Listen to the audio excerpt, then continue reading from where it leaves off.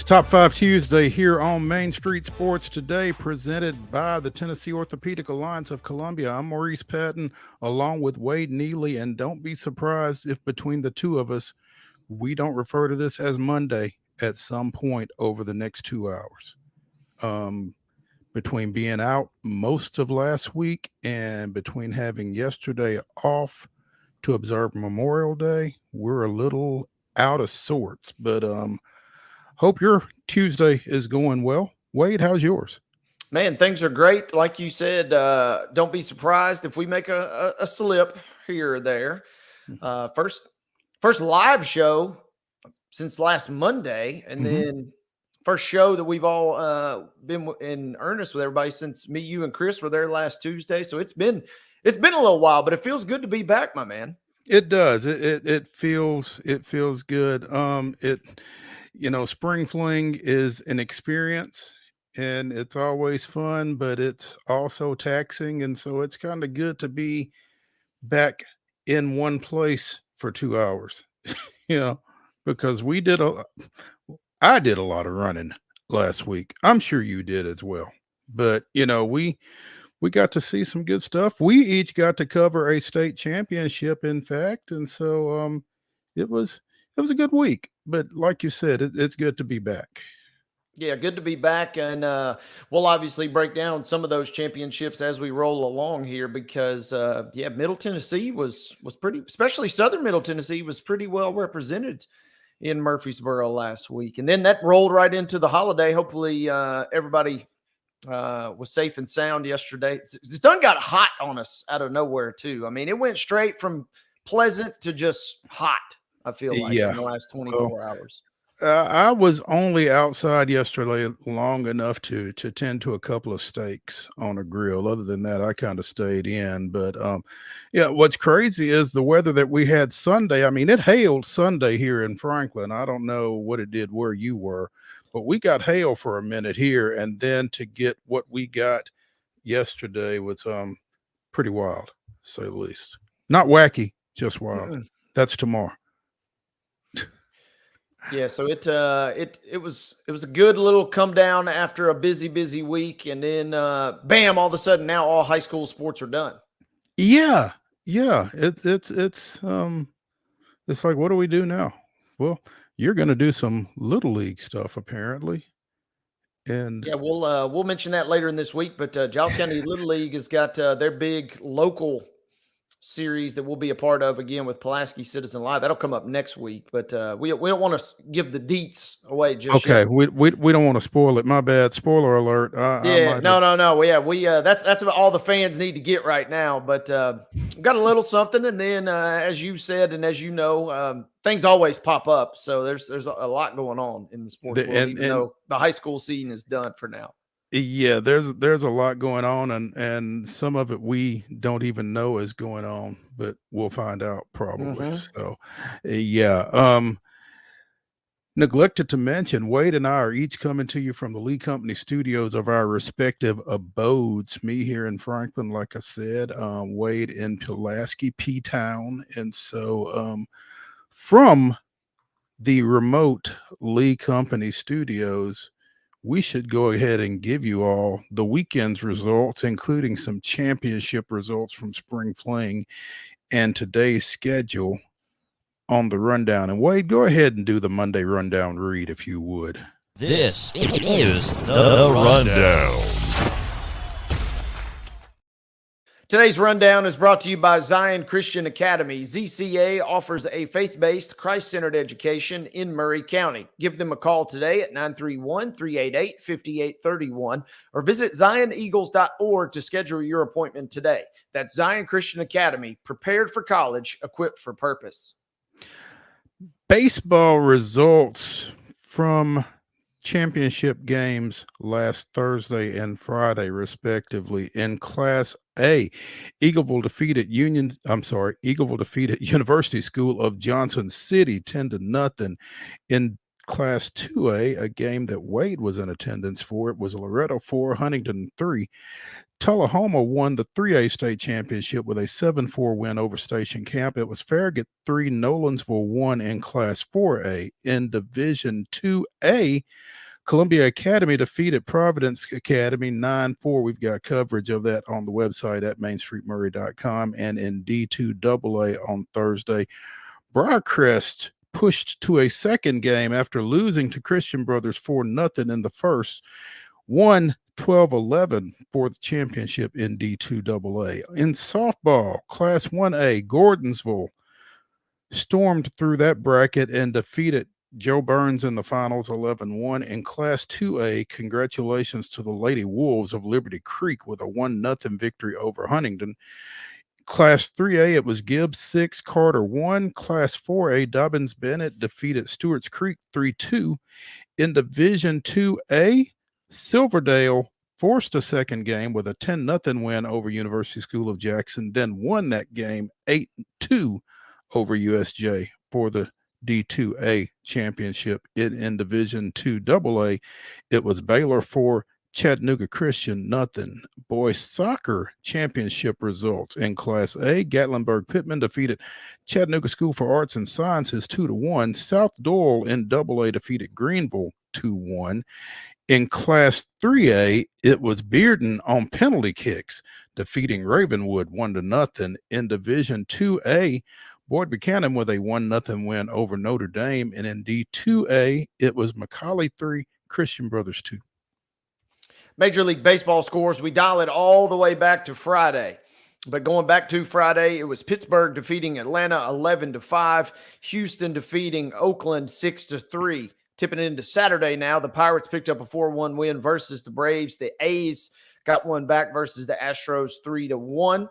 It was Sunday action, Braves defeating the Pirates in that series 8-1. It was Houston 5 and Oakland 2. And then now we tip into yesterday, Memorial Day action. It was the Nationals 8, Atlanta 4. And the Mariners defeated the Astros last night 3-2. Sounds action from this weekend. Friday, it was the Sounds defeating Charlotte 4-3. Sounds also knocked off Charlotte on Saturday 5-3. And then Sunday, another close ball game, one-run affair as Charlotte defeated Nashville 4-3 to cap that series. Again, that game taking place on Sunday. Yeah, Women's National Basketball Association, WNBA play. On Friday, it was the Fever 78, the Sparks 73. On Saturday, Minnesota defeats the Liberty of New York 84-67. The Connecticut Sun defeated the Chicago Sky 86-82. The Aces downed Indiana 99-80. Seattle with a 101-69 win over Washington, and Dallas defeated Phoenix 107-92. On Sunday, it was Minnesota 92, Atlanta 79, and Dallas with an 84-83 win over the Sparks. Major League Soccer action on Saturday. What is that? Club de Football, Montreal, and the Nashville Soccer Club play to a scoreless draw. NSC hasn't won since the coaching change, right, Wade? 2 draws to my knowledge, yep. Okay. Baseball action today at 6:20. The Nationals and the Braves continue their series at Truist Park. You can see that game on Bally Sports South. And at 8:40 on the Major League Baseball Network, it's Houston at Seattle continuing their series out there. The Sounds open a 6-game series at AutoZone Park against the Redbirds of Memphis. That game starts at 7:05 tonight.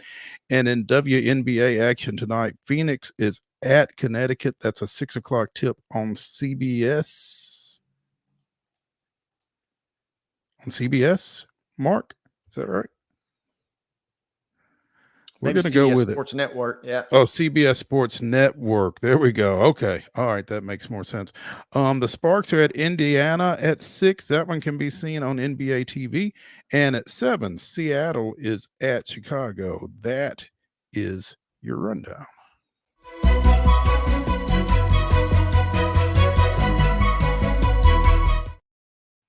Your top story brought to you, as always, by Piggly Wiggly over in Dealey's Mill in Columbia. Be sure and check them out for their delicious daily deli lunch and dinner specials, as well as their hand cut meats, and everything is cost plus 10% at the cash register.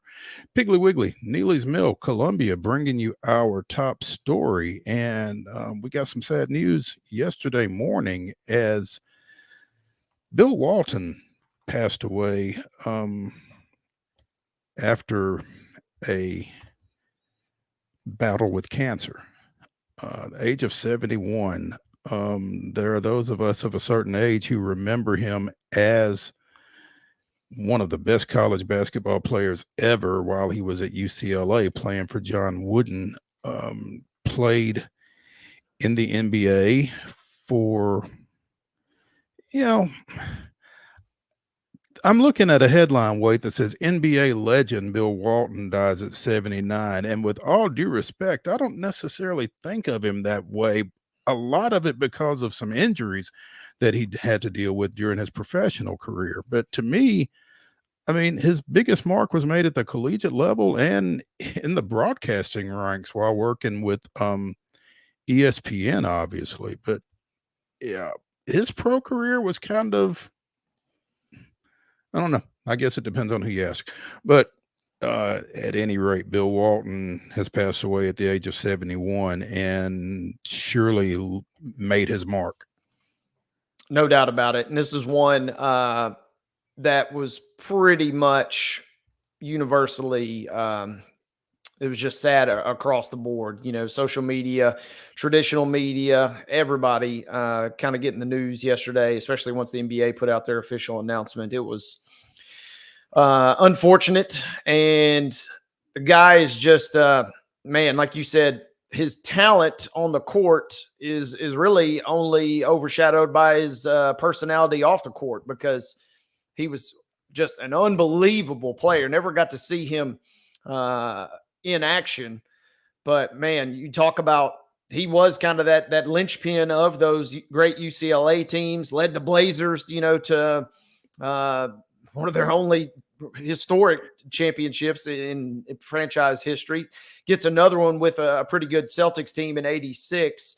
But you're right, the injuries is what really cut him short. Otherwise, he would have been, I think, one of the all-time greats in the NBA. But instead, he just had to settle for being just an all-time great human. And so I think Bill, Yeah.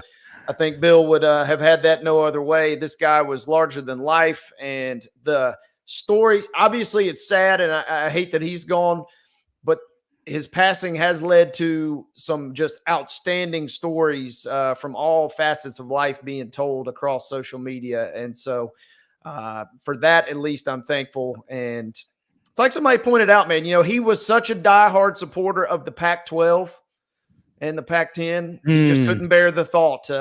And so he will never not know a world where the Pac-12 does not exist. Did not exist. After they officially folded just the other day. So, man, it was sad news. And like you said, he stretches across a lot of different realms and touched a lot of folks. That's a heck of a point that you make there, Wade. That's a good one. And as I scan through this CBS Sports story, finished his professional career with 2 championships, an MVP, a Finals MVP, a Six-Man of the Year, 2 All-Star appearances, 2 All-NBA teams, and 2 All-Defensive First-Team honors. His number 32 was retired by the Blazers. Was inducted into the Naismith Basketball Hall of Fame and was selected to the NBA's 50th anniversary team in '96 and the 75th anniversary team in 2021. So maybe I undersold him a little bit as a professional basketball player, and I'm fine with that. But certainly, like you said, an all-star human. The stories that were all over social media in recognition of his passing yesterday were pretty outstanding and pretty numerous. So he touched a lot of folks, and you know, that's about the biggest thing you can hope for in this life. And he certainly did that. And he was a one-of-a-kind guy. And our top 5 will be a nod to Bill Walton at the end of the show, as Wade and I give you our top 5 most unique sports personalities, and surely Bill Walton fits that mold. So our condolences to his family, his friends, and again, all that were touched by Bill Walton's life. Passed away yesterday at the age of 71 due to complications with cancer. Greatest story that I heard prior to this was, obviously everybody knows about his affinity and reciprocated affinity with the Grateful Dead. And it all started, as the story goes, when he went to his first ever Grateful Dead concert, and I forget the venue, but he's 7'2". And he has a front row seat, it's general admission, festival style, and 6'11", Bill Walton listed at, and he's standing there, and the band is essentially like, hey man, we think we know who this giant guy is. We got to get him out of the front row. Half the people can't see because this guy is just taken up. So they offered him a chance to go backstage and kind of watch the concert back there. He was probably already a fan, but that really kicked it off. And that would be just as legendary as a lot of other things that he got involved in within life, was just the hundreds and hundreds. I mean, he's probably thousands by the time he's passed of shows that he had been to, and just unreal dude. He was set to speak and set to receive an award at a COSIDA convention I was at a few years ago. And it was during the one right during COVID, I guess I should say, right when it was really kicking off. And so he had some health complications then. I don't think it was cancer related, but he could not be there in person to accept the award. And I was kind of upset that I didn't get a chance to ever meet the guy, because everybody that you talk to says if you get a chance to speak with the guy is just a fascinating human, just unreal. And your worldview would be changed in some shape, form, or fashion after even just a brief conversation.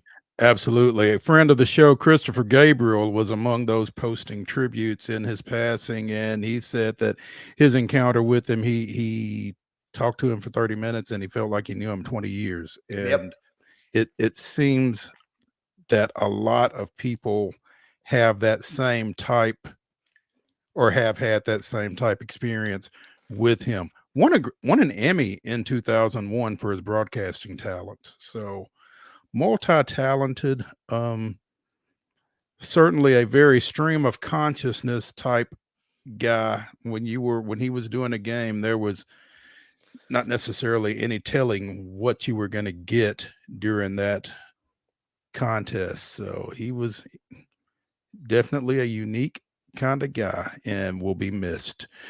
Let's go ahead and take a break here on Main Street Sports Today, presented by the Tennessee Orthopedic Alliance of Columbia. When we return to the Lee Company studios, we will be talking a little college baseball with Chris Lee of Southeastern 14. Stay tuned after this break.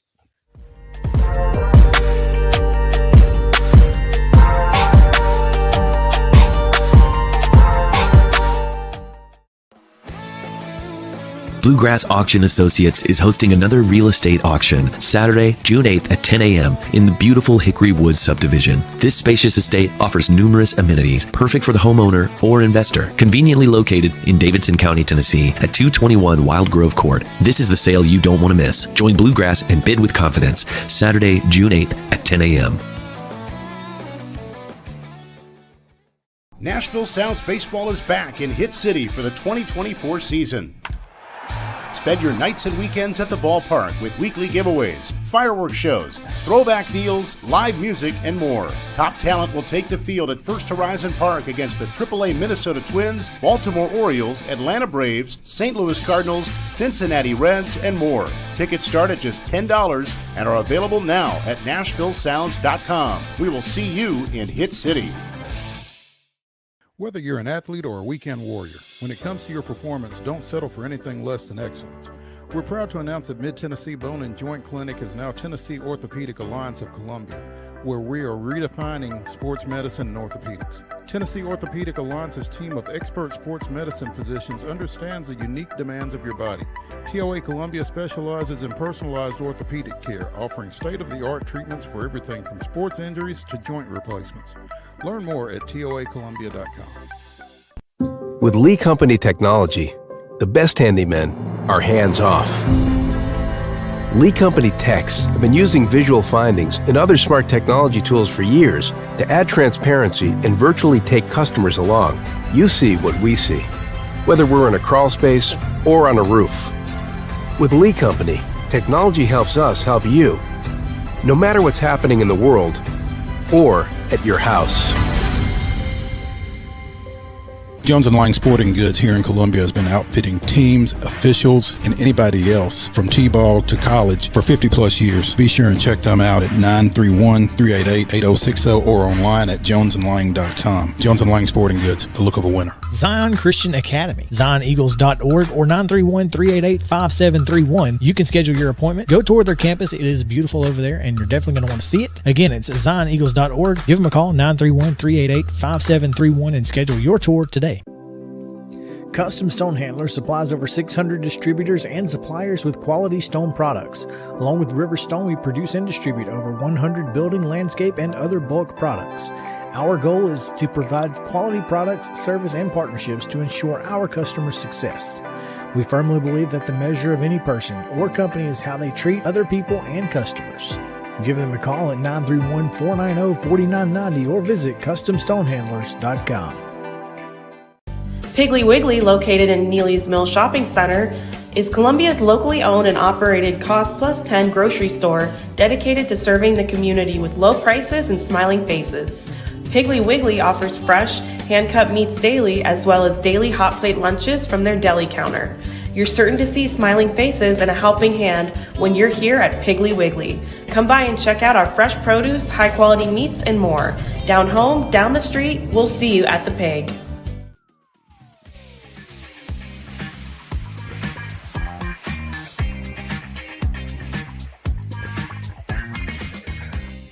Top 5 Tuesday here on Main Street Sports Today, presented by the Tennessee Orthopedic Alliance of Columbia. I'm Maurice Patton. That's Wade Neely. And joining us to talk a little baseball, as we promised, Chris Lee from Southeastern 14, as we creep closer and closer to Southeastern 16. Chris, good afternoon. Hey, good afternoon to you. Hey, hope you had a restful Memorial Day following the SEC tournament and the NCAA announcements, and now getting ready for the first weekend of the Field of 64. Impressive performance by the Southeastern Conference in yesterday's selection, getting in a record 11 teams into the field. 5 number 1 seeds, I guess, including the national number 1, which people have worn pretty dubiously now for the last 24 years. But any surprises in terms of what the SEC did? No, I could have argued Mississippi State should have been the 6th number 1, but the committee had other ideas, and a lot of motivations on that got questioned, especially with it certainly appeared that some teams that had reps on the committee got some favors done. I think if you had a rep on the committee, everything went your way. I'll just leave it at that. But I know they're supposed to be out of the room, but I have a feeling they know what happens or doesn't happen, when they're gone. So that was a common complaint over the weekend. But that aside, I mean, Mississippi State had 25 RPI, so I can understand it if that's your carrying metric. I don't really know that it should be, but it is. And in State's, I guess part of the thing is State missed the tougher part of the SEC schedule, if there's such a thing. Didn't play Tennessee, didn't play Kentucky, didn't play a South Carolina team that turned out to be pretty good. So that may have been baked into the RPI a little bit. That's a lot of words to talk about a fringe topic, so I apologize. But I guess my point is, that could have been, that might have been the one that I had an issue with. I didn't have an issue with any of the teams getting in. You can say Florida was one game above 500. Well, look who Florida played the number 1 strength of schedule in the country. And it's not like we don't know Florida's pretty good most years. So that was the only thing that with the SEC that I had a big gripe with in terms of how teams were seeded and placed. As I mentioned, Tennessee getting the national #1 seed, second time in 3 years, and they certainly hope to take better care of it this time than they did the first time. But I mean, the top 3 national seeds all coming out of the Southeastern Conference. I mean, is that a kiss of death, or what exactly is that with Kentucky and A&M getting the #2 and the #3? I don't. I mean, you're talking to the least superstitious person alive. But I mean, and the #1 thing. I mean, that's been a thing, right? Since they changed the format in '99, Miami's the only team to survive that, and that was year 1. Mm-hmm. I mean, I thought it was deserved. I thought that maybe you could have put North Carolina #2, somewhere in there. But I mean, that's when they were going down the seeds. I think the top 5 or 6 were exactly the order that I thought they were going to be in. So not a shock there. I didn't realize it, I guess, until late last night. Tennessee was the only team in the country to win 50 games. Yeah, that's hard to do going into the NCAA tournament. But I guess so, yeah. That was pretty astounding when I realized that. But as you look through who's going where, I think Vanderbilt, and again, maybe it's past history as much as anything, but they got to feel pretty comfortable going over to Clemson as a 2 seed, right? I mean, they could have gotten better draws, but it's not horrible. I mean, you'd rather get sent there than North Carolina or maybe Oklahoma State first time around. But I mean, they've had a history. The last 2 times they've been sent there, they won the regional, so there's that. And I think with Vandy, really, a lot of it's just getting their confidence back. I think that the bigger venue for them might have been Hoover, where they got a little confidence rather than the one they're going to. I mean, I talked to Tim Corbin yesterday. He was very pleasant, confident. I don't know the word. It seemed like he felt pretty good about where things were headed. Well, and it would seem like he should. I mean, given the way that they played in Hoover, that you feel a lot better about that team coming out of Hoover than you did going in, for sure. Yeah, and you might back up to the last game against Kentucky, where I felt like a light flipped on and they played pretty well. So right now you've got kind of a 5-game streak where they played pretty well. And I mean, the Tennessee game was a loss, but it was one that was there for the taking. Didn't go their way. So yeah, I think you can feel pretty good about the way they're playing. Now, the question I have is they have the talent that some of these other teams do, and that's the part I don't know about. Now, the pitching talent, I think they do. Is the lineup good enough? I don't know, but it did win them a few games in Hoover. Where did this Braden Holcomb come from? Because he's a tough kid to hide. He is, but and it can go 475 feet when it's hit, but when it's not hit at all, it goes 0 feet, and that's been the issue. Okay. Problems with breaking balls, but he started to lay off more pitches lately. Not chase those balls out of the zone, and when you do that, guys maybe nibble a little bit more rather than throw you stuff out of the zone. And if it's in the zone, it's easier to hit. And it's just one of those things where all those things have started to work in his favor a little bit as he's gotten more mature at the plate. Chris, I want to ask you, we'll dive back into SEC play in a minute, but kind of just seeing the bracket and kind of going through some things and reading some chatter online. Is there any other, or does a team who maybe has the biggest gripe or complaint, whether it's in terms of where they got sent or the seed they were given outside of the SEC, who maybe has a bone to pick with the committee in your mind? Oh, I think Charleston should have gotten in and did not. I think that was a big bone to pick. Man, there were a lot of them. I did not think East Carolina deserved to host. Didn't necessarily think Arizona deserved to host, but they got them. But they both have reps on the committee, right? Yeah. Who knew, right? Yeah. So there was that. This is stretching it a little bit, but I think Wake Forest is going to win the regional in Greenville, and they're matched up with Tennessee. So if you're Tennessee, you win, you get the preseason number 1 team with the guy that was in your dugout a year ago that would be the ace of your staff this year. I think that's one that, and look, I don't really like, on one hand, there's a little inconsistency here because if I'm saying East Carolina was probably the worst one, and ECU was without its ace last week too, Trey Yesovich, who's a major league first rounder who missed last week with a collapsed lung, allegedly he's going to be back, and that would change the face of that regional potentially. But let's say Wake gets through. I don't know, man. I'd throw some computer rankings together and kind of average them based on margin of victory and predictive stuff, I guess is a good way to put it. And I thought Wake was a top 7 or 8 team in the country.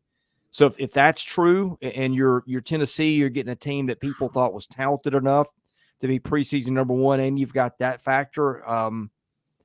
Again, I think it was fair giving ECU a strong 2 seed, but I mean, I think Wake should have been hosting. And anyway, that's one that caught my eye if it gets that far. I thought that Arkansas got a relatively easy regional, which it probably deserved after getting screwed with that last year. And I think one that I'm really watching is Chapel Hill. I did not think North Carolina deserved LSU as a 2. I thought it should have gotten an easier draw there. In the little power rankings I put together, LSU's 4th nationally, which I know doesn't make sense. There were 13 and 17 in the SEC, but I've been arguing for a while that was a better team than people thought. And when you got 2 studs to take the ball, 2 future major league starters in Holman and Jump, that's not what you want in your regional. So I think there were some things that there were a lot of things I had questions about in terms of who got sent where. Speaking of regional, I know that's a loosely defined term, especially when you consider that Oregon State is hosting both Tulane and Nicholls State. Is there any chance that Tulane and Nicholls could just, share a flight out there? Because, like I said, I know it's a loosely defined term, but man, when you hear regional, you think, and most of these look relatively bunched together, regional. But those 2 just kind of jumped out to me, that 2 Louisiana schools are hopping out to Oregon for the weekend. Yeah, well, and that's one of those things. There's not enough teams out west, and you put 2 or 3 regionals out there, so somebody had to go. Right. I don't know why those were, and Tulane probably the strongest of the 4s, for whatever that's worth too. So, and Oregon State one of the weakest of the 1s apparently, and so that's part of how that match was made. I'm also curious, keeping it now back in SEC play. We've kind of discussed Vanderbilt and kind of maybe them potentially getting back in the right direction. Who's one of the teams in your mind, Chris, that has been at the top of the SEC for much of the year that you maybe have a few question marks or just some odd vibes about coming into this weekend? Or is there a team? Well, look, I don't know that Kentucky's the second best team in the country. It earned it through the resume. This is going to sound harder than I keep waiting for that to fall apart a little bit. That's a good team, but it does not have elite pitching, and it's not a, clubby with 6 home runs in the game kind of team. That's what wins ball games these days, a lot of places. So I wonder if that one is going to, they weren't even picked to go to the NCAA tournament preseason, I think. So that one, and I love Nick Mingione and the job he's done. I don't mean to bag on them, but if you're asking me just, feelings aside and just looking at the teams, that's one I think. You could pick bones with almost all the SEC teams here or there. I think Arkansas's going to have to hit better when Hagen Smith isn't pitching. They lost a couple in Hoover, got bounced before the weekend. A&M, after looking invincible for 3 months, just kind of lumped to the finish line. And I wasn't crazy about their pitching staff coming into the year, but they really pitched well. Outside of Ryan Prager, though, they've really been bad in the 2 or 3 spots. No, they got a lot of relievers in that bullpen. They probably got the best bullpen in the league, and they're capable of making it up. But and I may pick A&M to win the tournament. I haven't decided yet, but there's some flaws there. I think on the whole, guys, I think it's a wide open tournament. I know Tennessee was 15-11 or whatever, but even you look at the Vols, and even some days they'd score 20 runs, and the next day they'd score 2 or 3. I feel like Tennessee really beat up on the bad pitching. And I'm not going to say, look, that offense is elite, no matter how you slice it. But if you're looking to parse a little bit, you can probably find something with every team. Now with Tennessee, I think the pitching was better than they've been given credit for. And they got a lot of guys who pitched in Hoover. And I think, maybe Marcus Phillips, who didn't pitch a lot during the year, maybe he's a guy that helps him. I think they've got – one thing they've got is they got guys like Nate Snead and Aaron Combs out of the bullpen who can come in and really do some, shutting down of other opponents. And again, even when Tennessee's offense is down, a lot of times it's a 4 or 5 run night. So if they get enough pitching, they're still good enough to win, as they showed in Hoover. But there is no team out there that's invincible. So I think everybody's got something to worry about. Chris Lee of Southeastern 14 joining us here on Main Street Sports Today, presented by the Tennessee Orthopedic Alliance of Columbia, as we talk a little college baseball coming out of the NCAA selections yesterday. Regionals start this weekend, super regionals the following, and Omaha the week after that. It's magical out there. If you ever get a chance to go, because I've been once and I've been trying to get back ever since. But Chris, I want to, two things. You mentioned Kentucky as maybe the shakiest SEC team, for lack of a better phrase. And I just kind of wanted to kind of delve into that a little bit more, because I kind of felt the same way. I mean, they went 2 and out in Hoover, right? Well, they won 1, but here's my concern. No, they do not have a dominating strike you out pitching staff. They won by kind of 1980s style baseball. They'd steal bases and they'd bunt and run and keep the ball on the ground and in the yard. And again, that's worked for them for 2 years straight. I think they've been underappreciated up until about right now.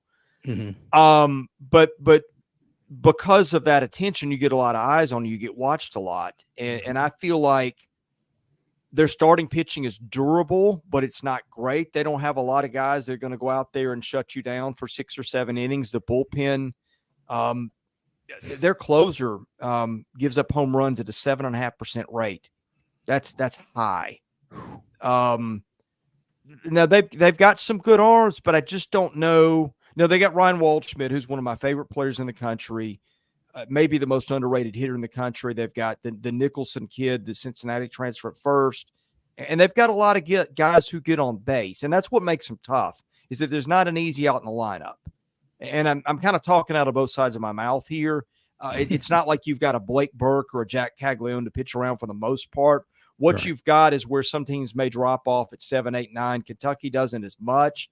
And that's what makes them tough. They'll foul off pitches. They'll exhaust your guys. But it is not a team of a bunch of surefire future major league guys. I mean, there was a lot of star power in this league, and I didn't see theirs compared to, say, Tennessee's, A&M's, some of those other teams. So again, we're picking flaws in the beauty contest here, but there are just some things that I think they lack compared to some of the teams that I'd put up there at the top of the favorite list to win it. When you look at a conference that puts 11 teams in the NCAA bracket, obviously, for me anyway, it's like, who didn't get in? And if you're Ole Miss, Missouri, or Auburn, knowing that Texas and Oklahoma are coming next year, what is your thought here over this offseason as you watch 11 of your brethren and those other two with their bona fides in baseball? What is the thought on those 3 campuses regarding baseball right now? Well, Auburn has always had a self-correcting property. They'll have an awful year, and then they'll load up in the transfer market, and they'll go to Omaha the next year. So with Auburn, nothing ever surprises me. Ole Miss, I'd be a little concerned since they won the national title. They've been, bad for a couple of years. Haven't even made Hoover, I guess. Mike Bianco's coming back. I just Right. think he's a lot like Tim Corbin and how he built his team, speed and defense and power pitching, and that doesn't work as well right now. But look, they changed some rules with bats and balls, and maybe everything gets evened out. But that's one I think a lot of people have questions about. Missouri hasn't been in the NCAA tournament since since they joined the SEC. Now, they were pretty good in the Big 12. They were getting in the tournament a lot, but sometimes this league either makes you stronger or breaks you. In this case, it was broke Missouri. But, Carrick Jackson did a good job down there this year. They were competitive with some teams. This was his first Florida. year after coming in from Memphis too, right? Mm-hmm. Yeah. I think my bigger concern is that's just not a place that's put a high priority on baseball. And in a league where it's an arm race and guys spending money left and right, does Missouri? I mean, Missouri's pretty happy right now with the NIL for football, and they've given Dennis Gates some weapons too in the transfer market too. I just don't know, at a place where baseball's never been popular, do they have the appetite to compete at that level? Wouldn't seem like it. That's not been their MO for a decade now. But he did do a good job. So even if you want to kind of count Missouri out just as an easy answer to the question, I could give you a way not to, given the way they improved this year. It's nice to hear because, again, he did some good stuff at Memphis and at Grambling before that, and like to see him be successful. But, it's a tough climb in this conference in particular. And, again, it's going to get even tougher with Texas and Oklahoma coming. So I was just kind of curious about where that leaves them right now. Chris Lee of Southeastern 14 joining us here on Main Street Sports today. Which of these regionals are you watching most closely besides the East Carolina region? I think Chapel Hill is fascinating. I think North Carolina and LSU were both teams that could be in the final 3 or 4 standing, but only one up nationally, but only one of them is going to get out of this regional. I think Duke, Oklahoma is a good one. I think Duke's a team that could have hosted, but didn't. I mean, I think these are, for the most part, pretty balanced regionals. I thought that Kentucky got a pretty easy draw, but then I started looking at Indiana State. That's a little trickier than I thought. But I think if you just said maybe what's the most interesting storyline, I think that LSU, in the way it's played, going to North Carolina with a team that just hits a lot of bombs and maybe isn't as strong pitching as some of these elite teams.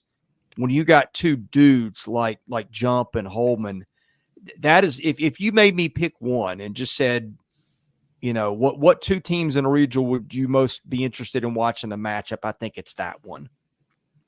Tommy Tanks getting back a little closer to home too, right? Yeah, and I'll give you another one. NC State and Mississippi State is just about a draw on paper. But Mississippi State's got a couple of dudes who I think are going to be major league starters one day, and Cal Steven and Durangelo St. John. St. John's going to have to watch. He comes out like a house on fire for 4 or 5 innings and is amped up. And then I think you can see fatigue start to set in. He'll start missing his spots pretty badly, and that's a sign of a tired pitcher. But they found some other arms. They found Brooks Auger. He was the pitcher of the tournament in Hoover. I mean, nobody had that on their radar.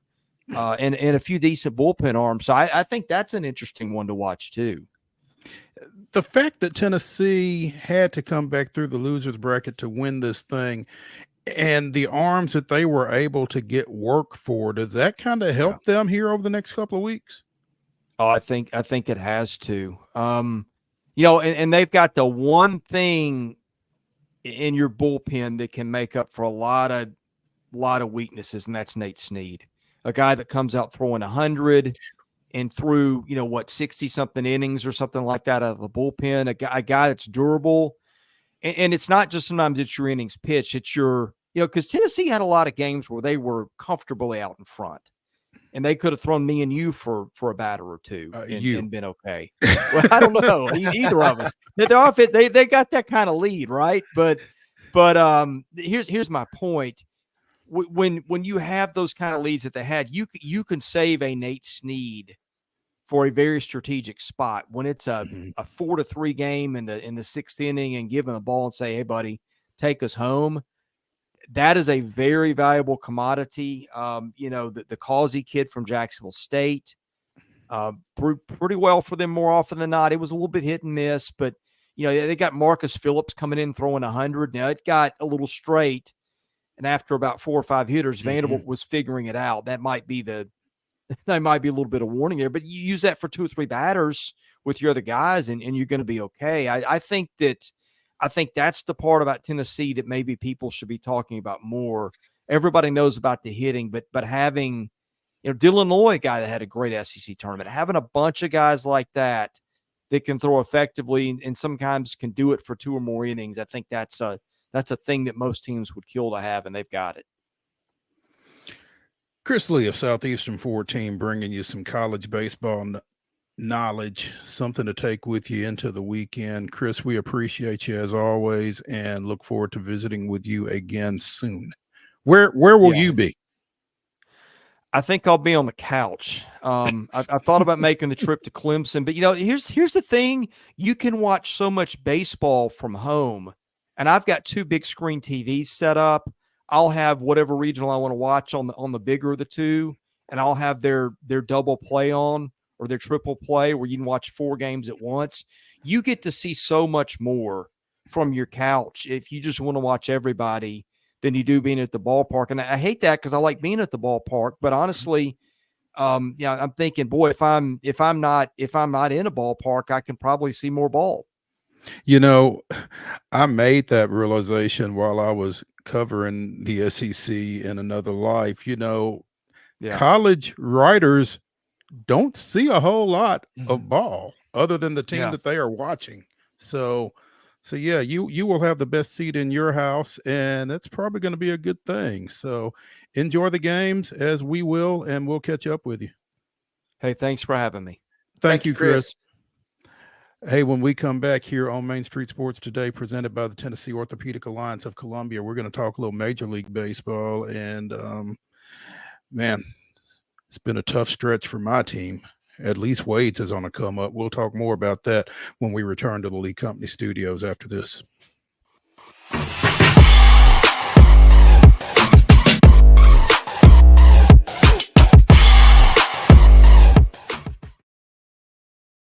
The wild horses are coming to Franklin. The Mustang Heritage Spectacular. 4 days of celebrity freestyle, liberty training, trick riding, and extreme Mustang makeover. Plus the shopping. Over 100 vendor spaces with clothing, food, home goods, and things you can't find anywhere else. All that and celebrity signings at a music stage too. June 20th through 23rd at Williamson County Ag Expo Park. Don't miss a moment with a weekend pass. MustangHeritageFoundation.org for tickets. Hello, race fans, and welcome to Nashville Superspeedway. That's right, guitars and fast cars right here in Music City. This summer, NASCAR is back at the Nashville Superspeedway. Get your tickets now to watch your favorite driver take on the 1.33 miles of concrete chaos. Visit NashvilleSuperspeedway.com to lock in your spot June 28th through the 30th for the Ally 400 race weekend. Whether you're an athlete or a weekend warrior, when it comes to your performance, don't settle for anything less than excellence. We're proud to announce that Mid-Tennessee Bone and Joint Clinic is now Tennessee Orthopedic Alliance of Columbia, where we are redefining sports medicine and orthopedics. Tennessee Orthopedic Alliance's team of expert sports medicine physicians understands the unique demands of your body. TOA Columbia specializes in personalized orthopedic care, offering state-of-the-art treatments for everything from sports injuries to joint replacements. Learn more at toacolumbia.com. Custom Stone Handler supplies over 600 distributors and suppliers with quality stone products. Along with River Stone, we produce and distribute over 100 building, landscape, and other bulk products. Our goal is to provide quality products, service, and partnerships to ensure our customers' success. We firmly believe that the measure of any person or company is how they treat other people and customers. Give them a call at 931-490-4990 or visit CustomStonehandlers.com. Nashville South's baseball is back in Hit City for the 2024 season. Spend your nights and weekends at the ballpark with weekly giveaways, fireworks shows, throwback deals, live music, and more. Top talent will take the field at First Horizon Park against the AAA Minnesota Twins, Baltimore Orioles, Atlanta Braves, St. Louis Cardinals, Cincinnati Reds, and more. Tickets start at just $10 and are available now at NashvilleSounds.com. We will see you in Hit City. With Lee Company technology, the best handymen are hands-off. Lee Company techs have been using visual findings and other smart technology tools for years to add transparency and virtually take customers along. You see what we see, whether we're in a crawl space or on a roof. With Lee Company, technology helps us help you, no matter what's happening in the world or at your house. We thrive under the lights. A city of performers, putting on one heck of a show. Headlining night after night. Welcome to Smashville.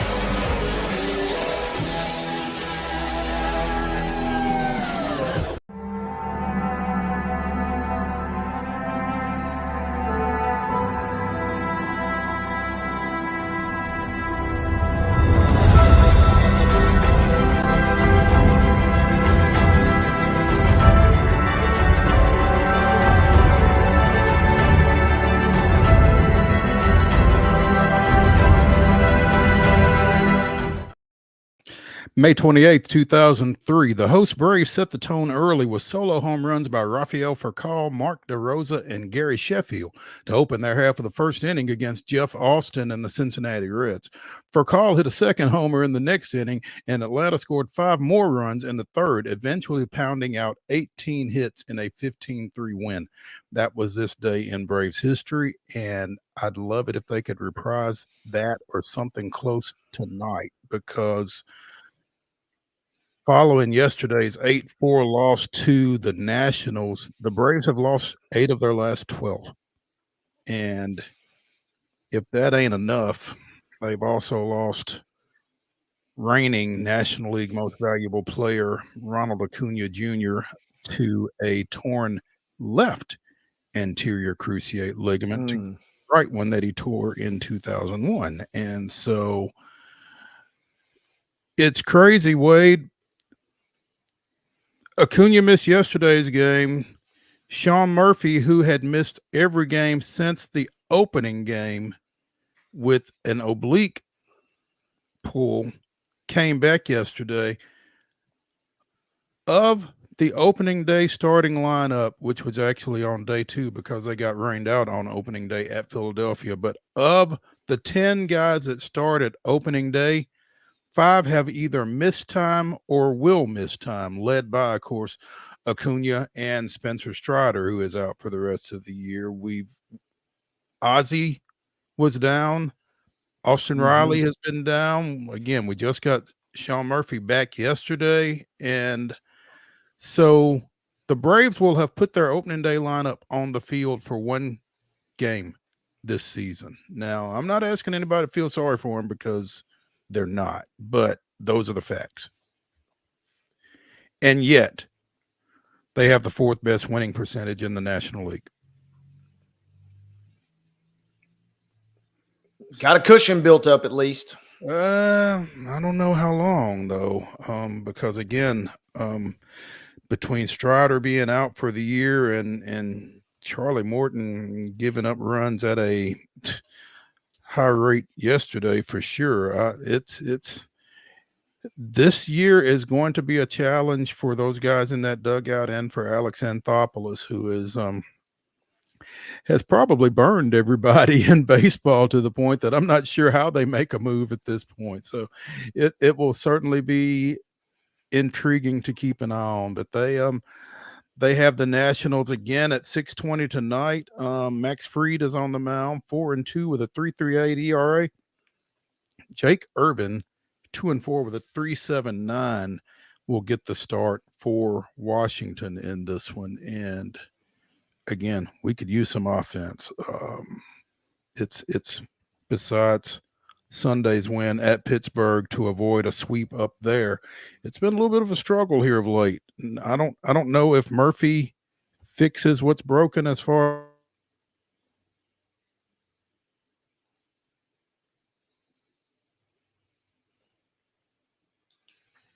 today 3-2, but have been playing pretty well here of late. Yeah, you're right. And I lost you for just a moment freezing there, but I think, it's kind of funny because if we'd have had this show last week, I'd really be feeling good. But it's a day-to-day game, and Houston in their last 10 now is kind of falling back to kind of some of their old habits, and they've won just 5 of their last 5. But this time last week, they were really flying high. Mm-hmm. And then you go into another series versus Oakland, and you're thinking, okay, here's a chance to rack up a sweep maybe. And they only got 2 out of 3. But then falling to the Mariners last night is kind of tough. So that's a big series out there. And they gave up 3 runs in the bottom of the first and kind of clawed back in it a little bit with a couple later. But they desperately need to get a couple more of these wins because I'm reading an article on crawfish boxes right now. They're firmly kind of in chasing playoff mode now. They kind of can't rest on your laurels anymore. And Fangraphs, they're currently right around 50-50. They're 47.5% according to Fangraphs.com to make the playoffs, and only 36% chance to win the division. So they got to start maybe reeling off wins at a little more rapid clip here to try and make a go of this thing, because they've gone from, hey, a couple weeks, we'll be all right, we'll get this thing sorted out, to now it's going to be a dogfight, which I guess could be, I'll put my optimist glasses on. I mean, that could be a good thing if you got to absolutely battle to get into the postseason. You've had to earn it, and it's not like you just coast in and, just show up and expect a coronation. So maybe Houston having to earn their way in this year could buy them a little extra motivation if they do sneak in the postseason. There's certainly something to be said for having to earn your way in as opposed to coasting in. Ask the Braves. But, looking at the AL West right now, Wade, the Astros are only 4.5 behind Seattle. They're only a game behind Texas. So, I don't think all is lost with this team right now by any stretch. So no, certainly not lost. And kind of like Atlanta, they've been decimated with injuries all season long, and they have got to get just got to get back to their. If they could sit there, if they could end up at the All-Star break firmly in contention, if they were to somehow fall, closer to double-digit games back in the division, then you're really starting to wonder and worry. But if you can kind of keep it within 2 or 3 games, maybe even 4 games by the break, then all of a sudden I think you're like, all right, we can make a second half run, make a deal if you got to at the deadline, which we've seen them do a number of times over the years, and then kind of make a push and just see what happens in the second half of the season. Absolutely. Hunter Brown going for the Astros tonight, 1-5 with a 7.06 ERA. It's Luis Castillo, 4-6, 3.31 for Seattle in that 8:40 first pitch out there tonight. I wanted to talk a little bit about Ryan Weathers and his performance yesterday, but we've got Christina De Nicola probably, from marlins.mlb.com joining us tomorrow. And so we can delve a little bit more into the former Loretto standouts' most recent performance with her tomorrow at 2:20. So be sure and tune in. But one thing that we did want to mention before we get out of this segment, Angel Hernandez, we hardly knew ye. Well, actually, we did, but anyway. Controversial MLB umpire calls it quits after more than 30 years. Now, I'm going to kind of take a little exception with that headline, because I'm not sure he called it quits. He had some legal issues with Major League Baseball. Apparently, they were resolved this weekend, and he is not coming back. He last worked on May 9th. I think that once they got that done, MLB gave him the chance to step away. According to USA Today, MLB and Hernandez had spent the last 2 weeks negotiating a financial settlement before reaching a resolution over the weekend. So, to some legal action that he had taken. There is some conjecture over whether he is as bad as everyone has said that he is, but I don't think you can argue with the fact that he is bad or that he is gone. So, kind of like we saw with Bill Walton yesterday. Everybody was had some story to tell about Angel Hernandez, and it wasn't good. For all the ones that were great about Bill, there weren't a lot of good ones about Mr. Hernandez. So that kind of tells you your story there. They were not. As our next guest posted in our private chat here, knew too much about him. So, yeah. Happy trails, Angel Hernandez, or maybe not so happy. When we come back here on Main Street Sports Today, presented by the Tennessee Orthopedic Alliance of Columbia for hour number 2, we will kick it off with the Blue Raider voice, Chip Walters. Stay with us as we return to the Lee Company studios after this.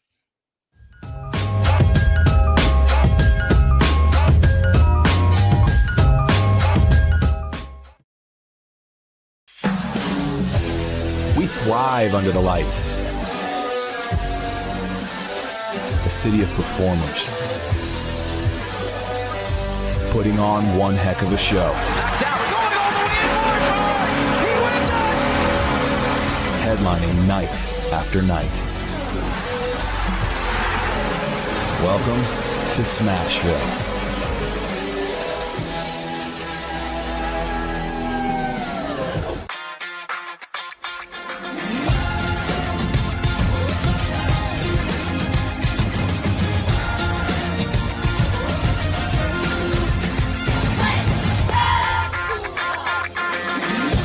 Whether you're an athlete or a weekend warrior, when it comes to your performance, don't settle for anything less than excellence.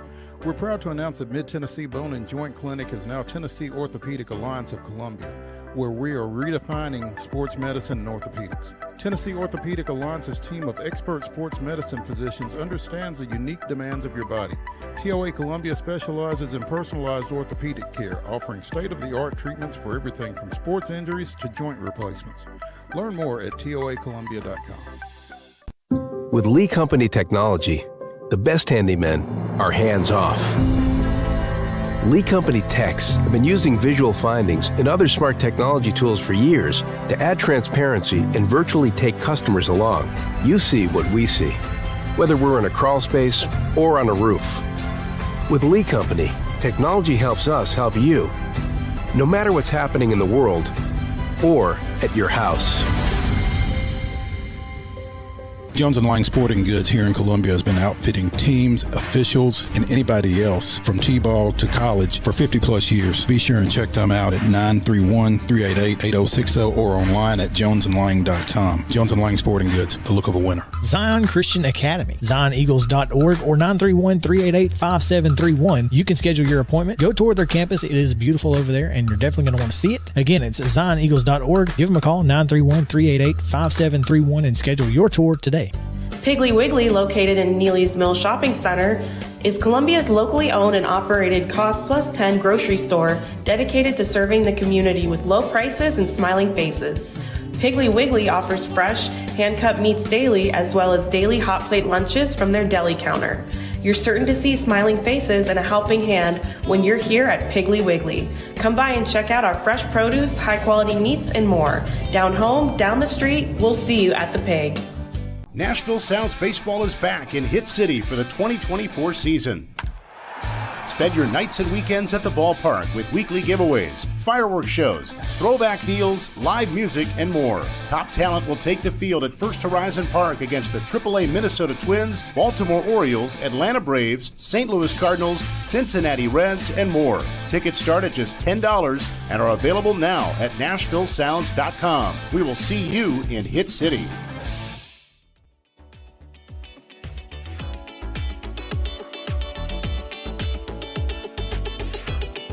Number 2 of Main Street Sports Today, presented by the Tennessee Orthopedic Alliance of Columbia, starts right now. I'm Maurice Patton.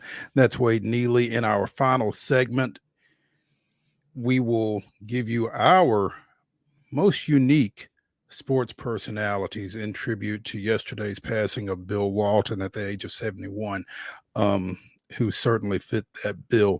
Right now, though, we're going back to campus, specifically the campus of Middle Tennessee State University, where we are joined by the Blue Raider voice, Chip Walters. Chip. Yes, sir. As Wade and I did, apparently you have survived spring fling as well. Ooh, man. It was busy last week, but you know, I continually come away from spring fling amazed at the event in itself. Of how unique it is, how fortunate we in Tennessee and we in Middle Tennessee in particular, because it's in our backyard, are to have this kind of event, because it's the only one of the 50 states that has a spring sports festival for high schools all in one location. And, last week, over 5,000 high school student athletes were in town, not to mention parents, siblings, rest of their families, all of that. So Murfreesboro was Titletown, Tennessee for sure last week. And with dodging the rain, playing catch up on softball fields, moving tennis indoors and back outdoors, and still finishing everything on time was a minor miracle in itself. But, the TSSAA staff deserves a lot of credit. The site directors deserve a lot of credit. All those folks with Parks and Rec, all of Bill Marbit's people who work on those fields. And not Bill Marbit. Yeah. not Bill Marbit. No. He was in Hoover. Exactly.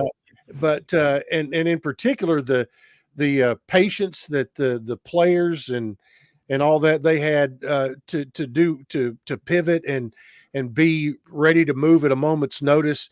It's an amazing event, especially when you can kind of, number one, look out the window where I was at Sportscom and see one small piece of it going on, and then reporting on the 50,000-foot view of the whole thing. It's something really special. Chip, do you got a ballpark estimate, and forgive me if this is common knowledge, but kind of what the financial or economic impact for the city of Murfreesboro is like that every year? I don't know, but, Barbara Wolke with the Visitors Bureau would be a really good guest sometime, not only to talk about those kind of estimates for spring fling, but for, with the basketball tournaments that come here with, cheerleading comes in, all the different TSSAA events that happen here. She told me a number one time, but it's been a while back, and I've slept a time or two since then, and would be afraid. But I will say this, that of all the TSSAA events that go out for bid, it's the one you want. I will say that. And when you think about it, football has gotten to the point now where it's rare if any of the schools spend a night at the site of the event. Basketball, you may have them there one night, but typically it's spring fling. The ones who are coming in that are staying here are here for 3-4 nights, and because of double elimination tournaments, all of that. So there are more athletes at this event than any other because of just the sheer size of it all.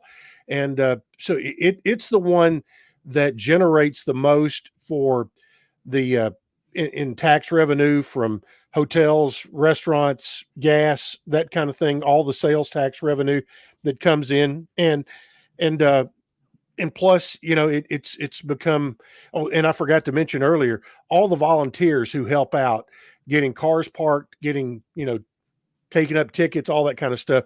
They all deserve a big pat on the back. And MTSU generated an extra $10 for the parking ticket that I got on Friday as I was leaving. It still comes in the yellow envelope. the yellow envelope, just like it did in undergrad, Chip. I couldn't believe it. I think I'm going to frame this thing actually and not pay it. Actually, I am going to pay it, but it still comes in the yellow envelope. Well, they've gone. It used to be, once you graduated, you had kind of for years you had you were able to just kind of toss it because you go, what are they going to do? Hold my grades? But now they're it's my understanding unpaid tickets. There are folks who follow up on those now. So that's good info to have. know. Right, Bo? That's good to know. Yeah. I will keep that in mind. I've not gotten any tickets. I've not seen the yellow envelopes probably since I left school, but that is funny to know that they still come in that package. So if there are any folks who went to middle that are out here watching and listening, when you said the little yellow envelope, they know exactly what we're talking about. Absolutely, without question. I'm sorry, Wade, that you had to deal with that. I was hoping I had it in my backpack. It must be in the other room, but I was kind of excited. It was almost like a keepsake. It was talking about a throwback, man. It was the same envelope. As soon as I walked up to my car after the station camp game, I said, "Oh, yep, I know what this is." It was $10. It was $10. It could have been worse, I suppose. Well, here's what's interesting. It would be interesting to know just how much effort financially they're willing to put into getting that $10. Are you daring him to find out? No, because I don't want to be responsible for any that's- overages. Chip Walters, the Blue Raider voice, joining us here on Main Street Sports today, as he does almost every Tuesday. And Chip, the Blitz begins today. Today at 5:30. Stop number 1 is going to be in Murfreesboro. That's convenient. Yep, and it will end on Thursday evening in Nashville at Tailgate Brewery, just out on Charlotte Pike. But tonight at Happy Sports Lounge, you'll have a ton of coaches there tonight. I know in particular, Coach Mason will. He's kind of the cleanup man at the end tonight. I know both basketball coaches are going to speak tonight. I've got my itinerary right here of there we go. Who I'm supposed to introduce and that kind of thing. Well, you are the Blue Raider voice, so of course. And I got an email with who I would be talking to tonight. Tomorrow, 2 stops: one at the Ascend Federal Credit Union headquarters in Tullahoma, and home of the 3A state baseball champions, by Absolutely. the way. Yes. And tomorrow at 5:30 at Riverbend Country Club in Shelbyville. And as you can imagine, that is one where Coach Entz will take center stage, and there's obviously a built-in group of folks down there that really want to hear what he has to say. But they're welcoming to everyone for sure. Thursday, 11:30 a.m. At the Smyrna Event Center at Smyrna Town. It used to be called the Smyrna Town Center, right there on Sam Ridley, right when you get across 41, getting close to the airport, Smyrna Airport, and Smyrna National Golf Course. But by the way, a little tip here: if you want to hit one of these, that's a good one because lunch is fantastic at that place. And then Thursday night at 5:30, we have the event at the Tailgate Brewery, and it's going to be the TV anchors will be doing a media panel. Corey Curtis, Chris Harris, Steve Lehman, Jill Jelnick will be on the panel, and along with Chris Massaro and Coach Mason. So that's this week. It's pretty compact, but making 5 stops this week. All starts today. Should be a lot of fun. I'm sure that there is a lot of excitement still as Coach Mason approaches his first season on the field at MTSU. Plus, like you said, Coach Insel, Coach McDevitt will be around at some, if not all of those stops. And What about our baseball coach? Do we know which ones, if any, he will be at, or is he going to be out recruiting, or what's his Well, situation? I don't have the full roster for each of Okay. those stops, and I'm not sure what the recruiting calendar is. But Jerry was at all of them last year, so I know he'll It's be. earlier this year, though, right? It is a little earlier, and it's falling. There's still a lot of JUCO tournaments going on, and high schools are over, but summer leagues are getting started. So I just don't know where what he and Kevin and the rest of that crew have going on. Jeff Breeden, obviously, they're hitting the trail hard and going all over. Besides Tennessee and the Southeast, they hit Arizona and California really hard. Get into Texas some. So there's a lot of those. The track regionals just got over with. So again, Keith Vroman has one going to the national finals in Eugene, Oregon. So Purity Sanga, and so there's a lot of coaches. They try to do their best, and they're all really good about it. But most of the time, home base here in Murfreesboro will have the most full group of coaches. Sure. You mentioned Purity Sanga going out to Eugene for the track nationals. Tell us a little bit more. Tell us what you can about that situation.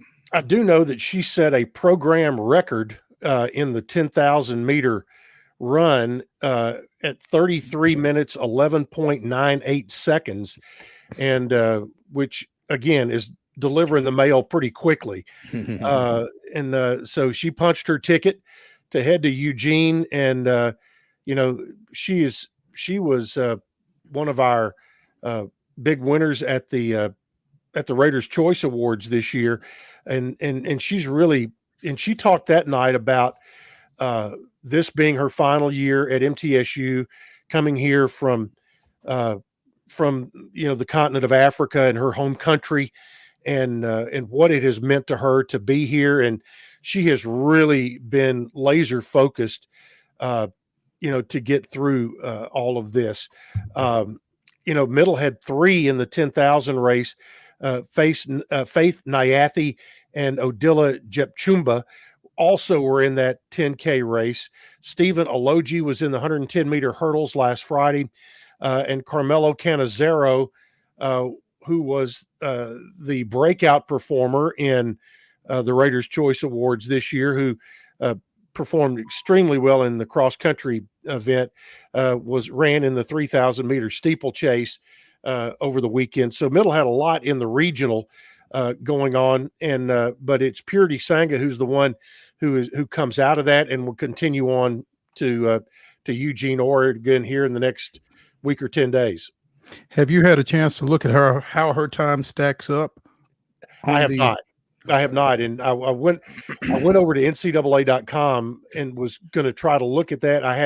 I was limited on time, and there were, as you well know, when you start looking at that, and my eyes got crossed a little bit with all of the events that were going on there. But if I'm correct, I think she had been 16th in the country, something like that, going into the regional. So had one of the 16 best times. So she's competitive for sure. Okay. All right. Chip Walters, the Blue Raider voice, joining us here on Main Street Sports today, as he does virtually every Tuesday. Chip, we were talking about Jerry Myers and the Blue Raider baseball team, and they've got some ground to make up because Conference USA have sent 2 to the field of 64. They have of teams headed to looking to go to Omaha. Dallas Baptist and Louisiana Tech. Dallas Baptist winning the Conference USA tournament. Louisiana Tech winning the Conference USA regular season championship. Both of them are going to be number 2 seeds in regionals this weekend. DBU going out to Tucson, and La Tech going to Fayetteville. And that La Tech Kansas State game is apparently drawing some national attention. Well, that's, I mean, Dallas Baptist scored a late touchdown on Sunday to win 17-10 over Tech in the finals. But, and Tech had to be out of pitching because they had lost an earlier round game and really had to fight through the losers bracket, came back in. Both teams are outstanding.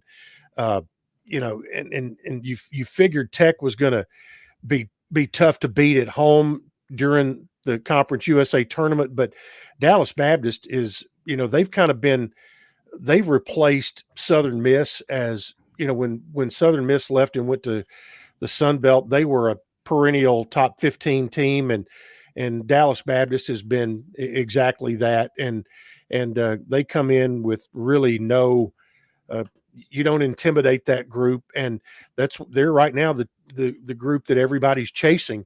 And I think they'll both have good opportunities to go on the road. I thought you might see, Dallas Baptist was going to have maybe in the conversation to host a regional. The only G5 or mid-major to host one is going to be East Carolina. Right. But I did see another thing with Tech going over to Arkansas, that somebody put out a ranking of the top, 15 whatever college baseball stadiums for fans, and they ranked Arkansas number 1. So those Tech fans will have a nice place to go. No question. Good location, at least. Yep, for sure.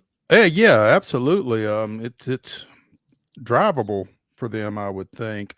Apparently DBU defeated Arizona earlier this year in the Frisco Classic 4-3. So that will, like you said, that will add a little juice out there, won't it? That'll add a little juice, and it'll add a little confidence. Like you said, they've been in this position before. This will be their 10th consecutive NCAA regional and the 13th in program history. Meanwhile, apparently, La Tech. Chip, are you familiar with this name, Ethan Bates? Just by hearing him on the radio, because the Middle played them down there and then had to go back for the tournament. But he's pretty well thought of. Well, understandably so. Kind of Todd Helton-ish from his days at UT. 343 with 15 home runs, 74 RBIs, which led the conference, and 17 saves, which lead the country. Ooh. He's the Conference USA Player of the Year, by the way. Yeah. So yeah, Louisiana Tech getting ready to tee it up against Kansas State up in Fayetteville. And again, Dallas Baptist going out to Arizona. They will face number 3 seed West Virginia in their opener on Friday. So big doings for Conference USA baseball. Tennis, great year.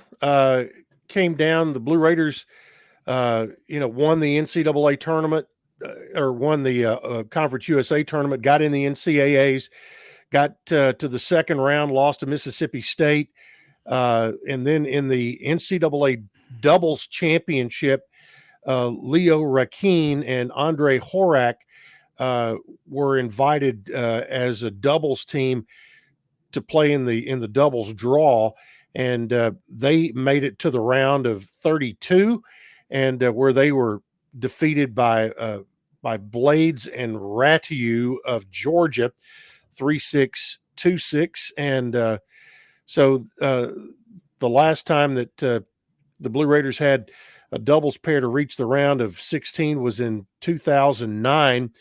And in that round, they fell to Texas A&M. So, Middle's got a good history there, good track record of being competitive. And yet again, Jimmy Borndame's guys competed well. And I've gotten a couple of notifications on Twitter that there's a couple of big time transfers headed this way. And I'm not sure how I got roped in on that. What kind of circles are you in on Twitter? I don't know. I really don't know.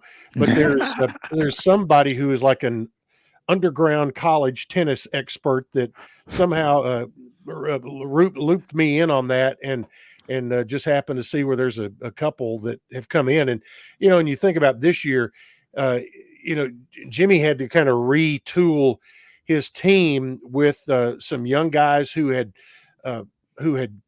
gained some age, but also brought in a couple of transfers this year, and really ended up, he found the right guys with the right way of doing things, and really did a nice job of putting them together. And he has a great knack for having those guys in what is basically an individual sport of playing well as a team. And much like Keith Roman does in cross country, because, sometimes you don't think there's strategy to that, but there is.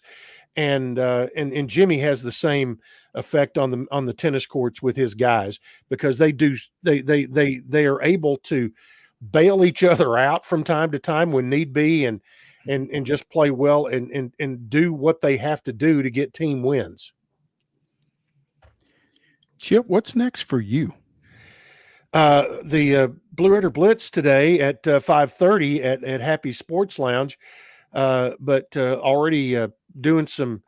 Matter of fact, had a Zoom call earlier today about just doing some preliminary work with about getting our football and basketball broadcast situations straightened out, since Middle is making a change. They announced a change couple of weeks ago or a month ago, something like that, of the multimedia rights providers moving from Learfield to Van Wagner. So just kind of assimilating everything from one to the other it just takes a little time and different processes. So going through that, but right now, Joe Dubin and I were talking not too long ago. We're counting down the days, getting ready to, open it up there at home against Tennessee Tech, August 31st.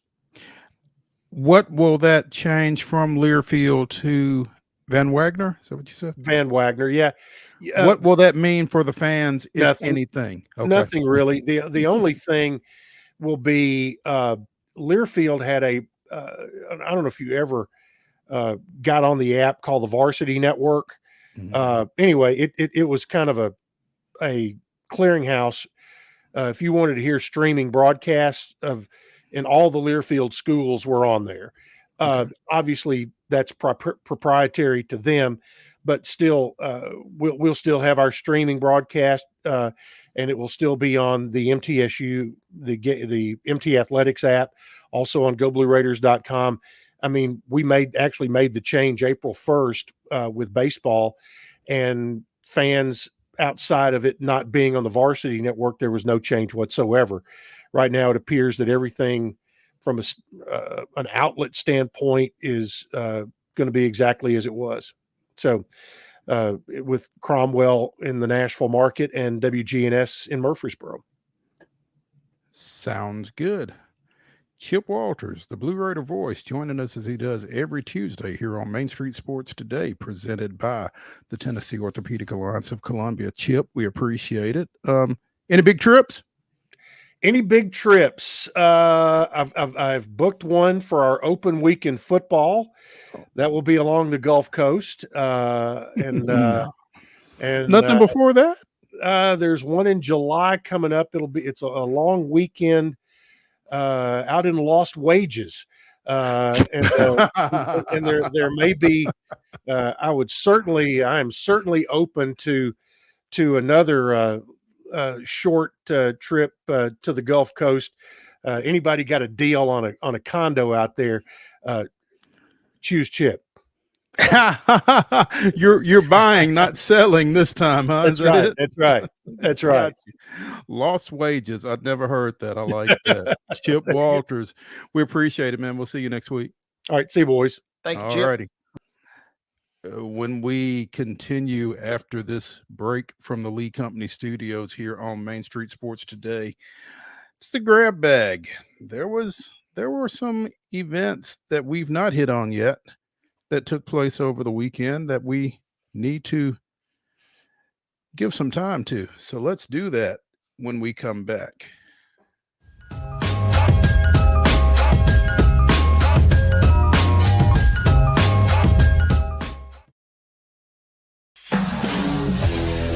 thrive under the lights. A city of performers, putting on one heck of a show. Headlining night after night. Welcome to Smashville.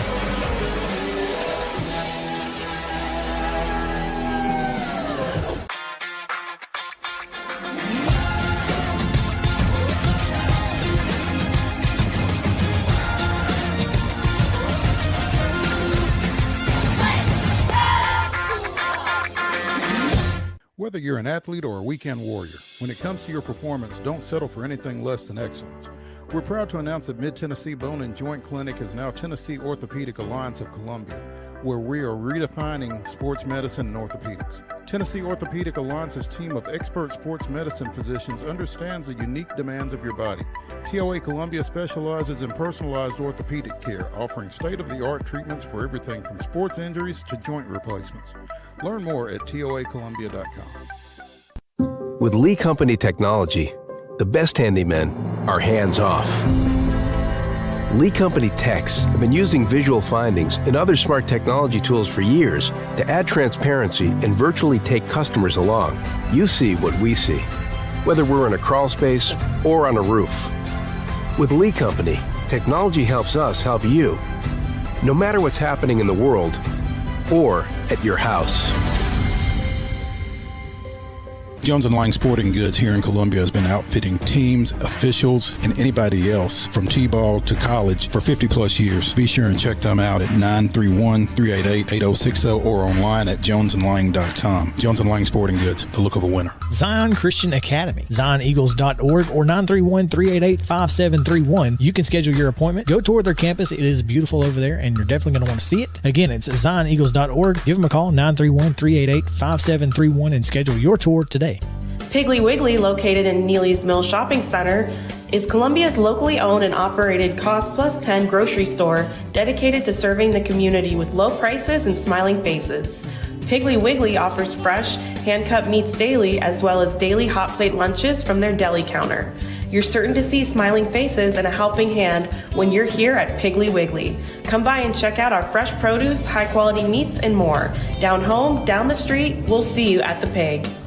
Nashville Sounds Baseball is back in Hit City for the 2024 season. Spend your nights and weekends at the ballpark with weekly giveaways, fireworks shows, throwback deals, live music, and more. Top talent will take the field at First Horizon Park against the AAA Minnesota Twins, Baltimore Orioles, Atlanta Braves, St. Louis Cardinals, Cincinnati Reds, and more. Tickets start at just $10 and are available now at NashvilleSounds.com. We will see you in Hit City.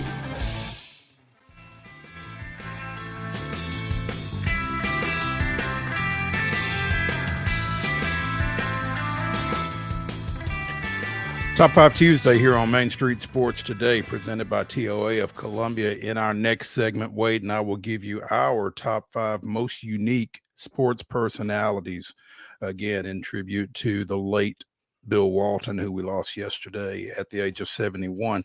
Right now, though, Wade, let's get in the grab bag and let's start at Sherry Parker Lee Stadium on the campus of the University of Tennessee, which is where the Lady Vol softball team will remain while 8 teams head to Oklahoma City this weekend for the Women's College World Series.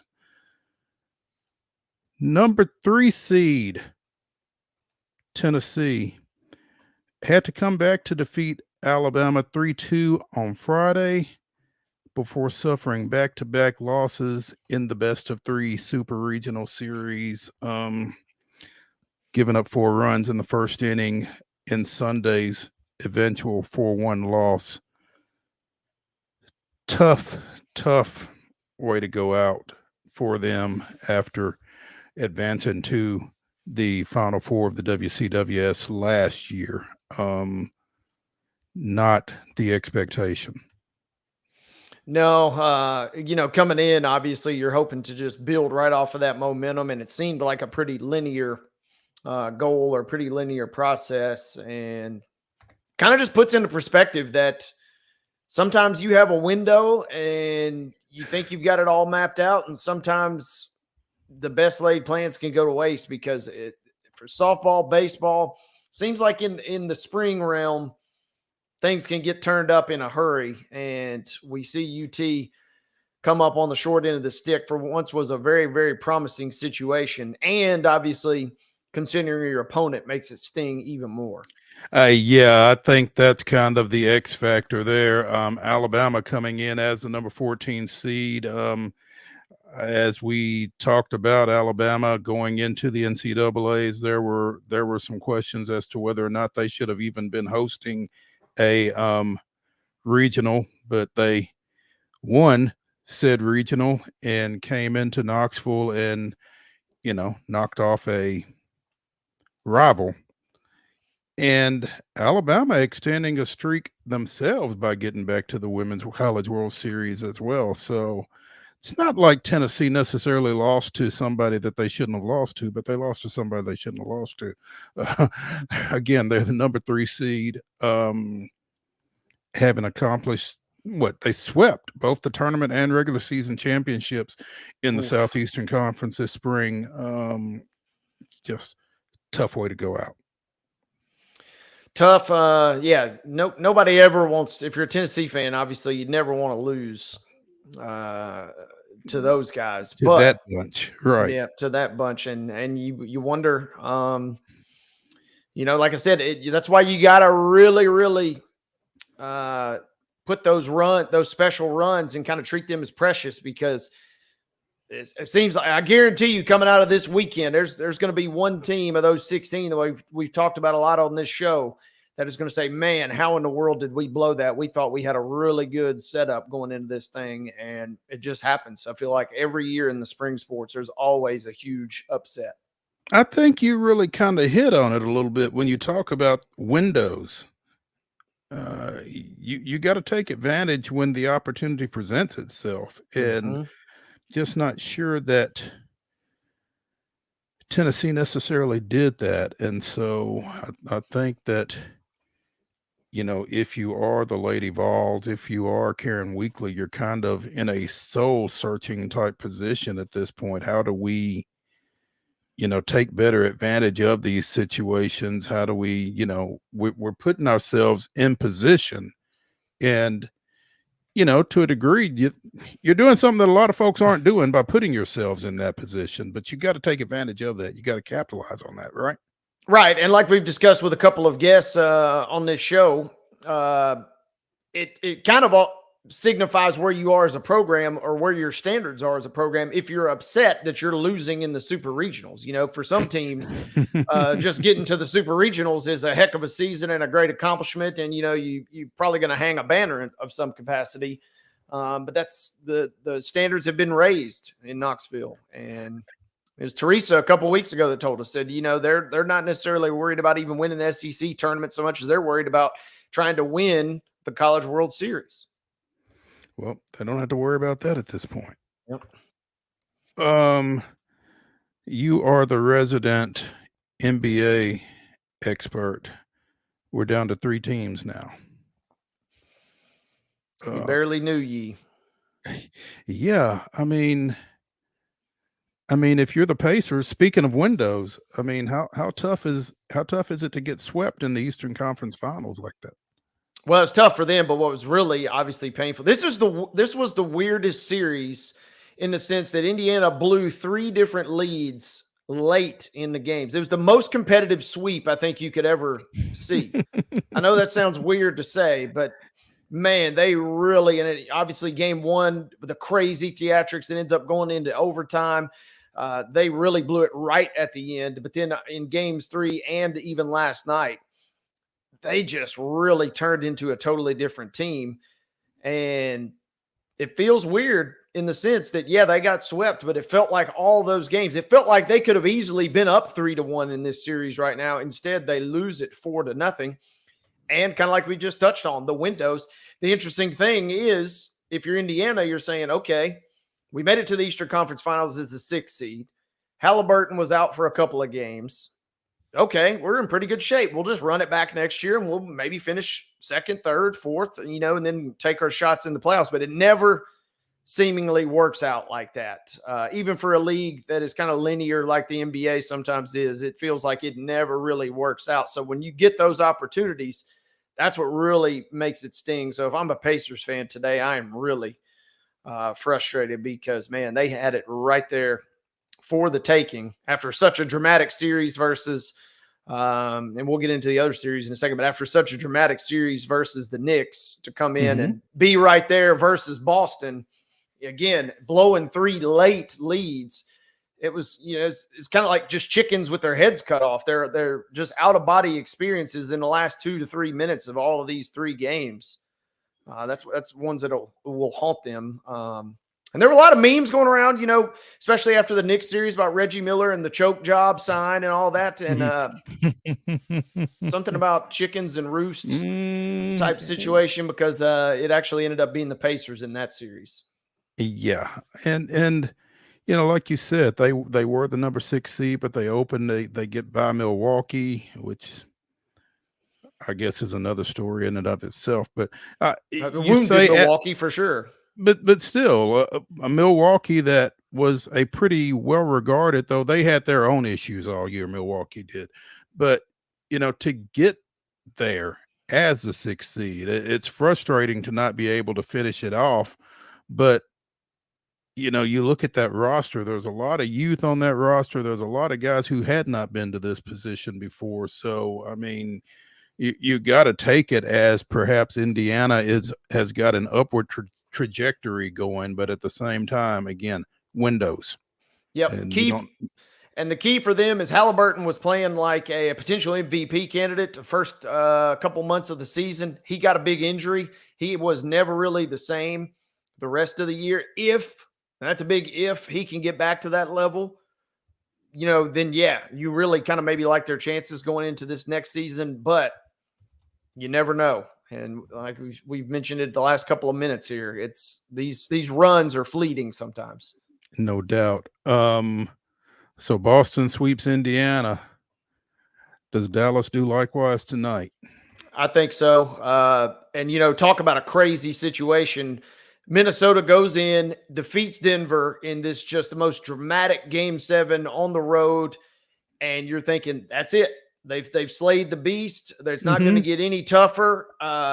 They knocked off the champs. They beat the MVP, and then they ran into a buzzsaw here. And talk about a team. They just don't look like, and this is what's been tripping me out, is they just don't look like they're ready for this moment. And Anthony Edwards, you can give him a little bit of a pass. The guy's only 22 years old. I mean, he's on his way to superstardom. But Towns, Gobert, I would love, my heart aches for Mike Conley not to be able to get to the finals. But everybody else, it's just like, man, what is the deal here? Because Luka's playing like he's the MVP. He is the best player remaining in the playoffs. And him and Kyrie have been just such an elite tandem. And the moment just looks like it was way too big for Minnesota right now. And I do expect Dallas closes it out tonight. Somebody tweeted, I think it was either last night or Saturday, I don't remember when I saw it, but that this is your reminder that the Atlanta Hawks voluntarily traded Luka Doncic. So it had to be said. I think they close it out tonight, and then we get into a weird situation because no matter what happens tonight, the NBA Finals do not start until June the 6th. So at least everybody will be rested. I saw a great tweet last night that said the Celtics, everybody talks about, see you in Cancun for the teams that have been eliminated. The Celtics could literally go to Cancun. Come back and still practice and be ready for the finals because they got till June the 6th to get ready for this thing. 9 nights. June 6th. June 6th. A week from Thursday. And you're not, obviously you're not banking on a team presumably sweeping in either of your conference finals, but now the fact let alone both. So crazy situation. But yeah, they don't begin till next Thursday. And so if you're the Celtics, maybe take a little bit of a quick trip there. You know, what if you are TNT or whoever is carrying the Eastern and the Western Conference Finals? You got all this programming suddenly to fill. That and since you mentioned TNT, the only saving grace for TNT, especially, well, I guess ESPN to this extent, is that the NHL playoffs have been absolutely electric. As the NBA playoffs or the NBA conference finals have been close games, but obviously the results have been lopsided.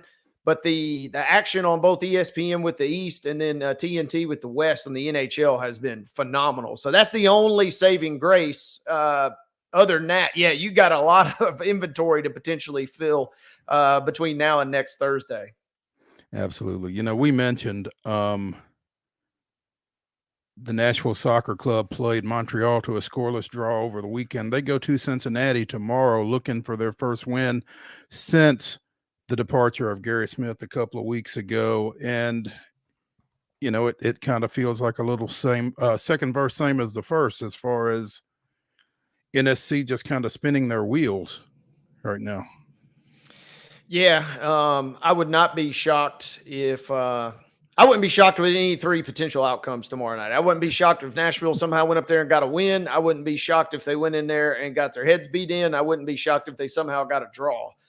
Cincinnati is pretty good, but NSC has played them some pretty close games over the last couple of seasons. So those teams being familiar with one another. You were hoping, and Valera told us, 2 weeks ago, that you maybe get that interim manager bump. Hadn't quite arrived in terms of scoring just yet with the two draws in the short term here. Maybe it will be a delayed bump. Hope so. That'd be nice to get a win. Cincinnati's currently second in the East, trailing just 1 point behind Miami. Nashville's only a couple points out of the playoffs, and if they could get a win or two, they're out of the playoffs by 2 points, so a win would put them in the mix. They've only won 3 games. They've only won 3 matches all season out of 14, and they're still right there in the playoffs. Yeah, I mean, so they got a chance for sure. They just need to get things rolling. So you're saying there's a chance? Yeah. There we go. One final segment here on the Top 5 Tuesday edition of Main Street Sports Today, and it is Top 5 Tuesday. We will give you our most unique sports personalities when we return to the Lee Company studios here on Main Street Sports Today, presented by the Tennessee Orthopedic Alliance of Columbia. Stay with us.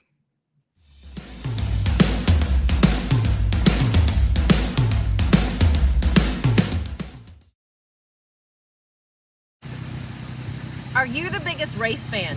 Main Street Media and Rackley Roofing are teaming up to send a family of 4 to the Rackley Roofing 200 truck race at the Nashville Super Speedway on June 28th. All you have to do is head to your favorite Main Street Media site and click on the Rackley banner to win.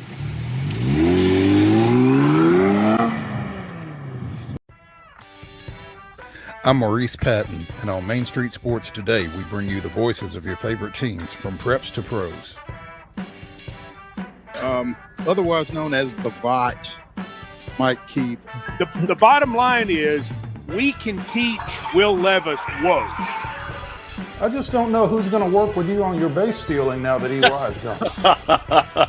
Well, that has nowhere to go but up. And I was just like, oh, guys, not again. Can we just bury that, burn that footage, and not bring it back? No. No. Thank you. We'll keep it going past the All-Star break, and looking forward to seeing how the rest of the season plays out. There's always a good story to tell. Can you guess where I am today, Mo? Where am I? It's not Reese Smith Field, is it? Yeah. Because anytime you play Chicago, you want to win. That's you got that right, and that's bottom line. Be a buzz. When you're walking the dog, you keep the bags that you need for the dog in the bag, and you don't even have to wear it. You can just hold it, which is what I do when I walk the dog. So I think the fanny pack probably needed a little rebranding. It did. It really did.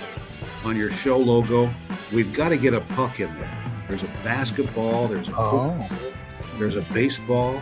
Maybe it's not a puck. How about Mo brandishes a hockey stick? Tune in daily at 2 p.m. on Main Street Media TV.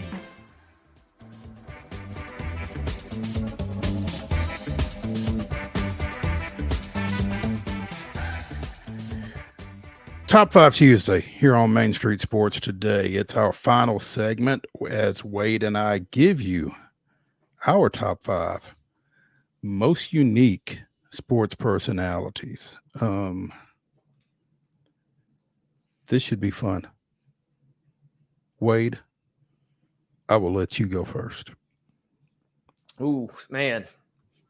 I didn't even really pull up a list, and I've already got quite a few names on this list. So we could have some fun with this. This will be a good one to bring in our buddy Chris Yao on too. I mean, first, I'm going to go with this one and hope you don't steal my next one, but only because it's been the hottest name in sports media the last couple of weeks. All the talk about the TNT and the NBA potentially going away and inside the NBA. Charles Barkley moves the needle still, and I don't care what network he goes to. I don't care what show he's going to be on. He will have a following that travels. You got to go Chuck. Obviously, he was a bad boy on the court at times. And but he really has made a mark in the media landscape. So give me Chuck at the number 1, Chuck Diesel. Well, if you're going to take Chuck at number 1, I'm going to take Shaq at number 1. So, yeah, they are pretty much 1 and 1A when you start talking about personalities, and those two were certainly at the top of my list. So, yeah, with you taking Chuck, I have to take Shaq because that was probably your number 2 under that scenario. Would have been a good one, but you let me slip by with Muhammad Ali. I mean, talk about a sports personality that moved the needle in a number of different ways and backed it up. That's the thing. It took me walk the walk. Yeah, it took me a while to really embrace Muhammad Ali, but as you said, when you talk that talk and then you back it up, there's something to be said for that.